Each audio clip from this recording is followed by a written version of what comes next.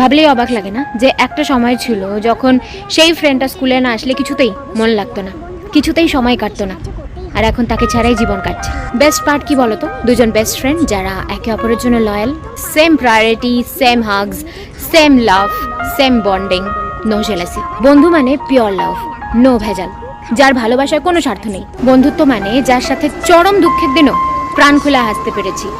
বন্ধুত্ব মানে যার সাথে খারাপ সময় অতটাও খারাপ কাটেনি। বন্ধুত্ব হোক এমন যে নতুন কাউকে পেয়ে পুরনো বন্ধুকে ভুলে যাবে না। বন্ধুত্ব হোক এমন যে বলবে ভাই তুই টেনশন করিস না, আমি কিছু একটা জোগাড় করছি। বন্ধুত্ব হোক এমন যে বলবে তুই টিউশন না গেলে আমিও যাবো না, তুই কলেজ। রুমমেট পেয়েছে। হ্যাঁ, যখন সব রুমমেট একসাথে থাকে সেটাই আসল শক্তি। এই মাসে বিদ্যুৎ বিল এসেছে ৬০০০ টাকা। এত বেশি কিভাবে এলো? সবকিছু সমান ভাগে ভাগ করো। মিম একটা হিটিং ব্ল্যাঙ্কেট কিনেছে, নিশ্চয়ই সে লুকিয়ে ব্যবহার করেছে। ঠিক আছে, আর প্রিয়া যে ১ ঘন্টা ধরে চুল শুকায় আর লাইট বন্ধ করতে ভুলে যায়, তার কি হবে? তারপর কি? প্রিয়া মিমের স্যান্ডেল ছুঁড়ে ফেলতো আর তাদের প্রতিদিনের ঝগড়া শুরু।